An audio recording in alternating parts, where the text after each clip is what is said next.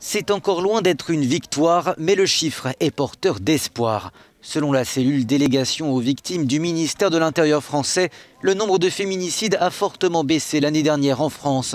90 femmes sont décédées sous les coups de leur conjoint ou ex-conjoint, contre 146 en 2019.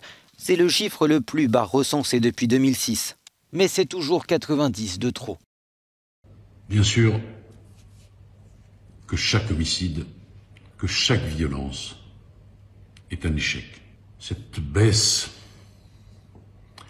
elle tient sans doute au regard que la société tout entière porte sur ces violences conjugales. Elle tient aussi au travail des associations.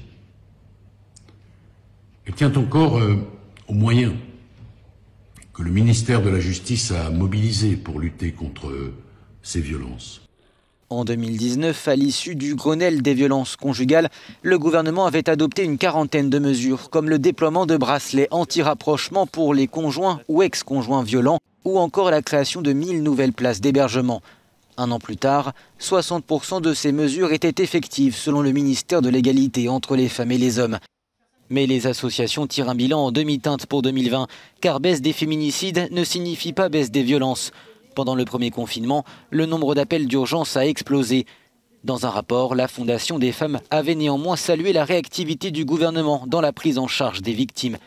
Mais les associations dénoncent une réponse qui n'a plus été à la hauteur à l'issue du confinement. Elles déplorent des insuffisances en matière d'hébergement d'urgence, mais aussi dans les domaines de la santé et du travail. Les associations dénoncent aussi un manque de moyens, bien que le ministère en charge de la lutte contre les violences conjugales ait annoncé une augmentation de son budget pour l'année 2021.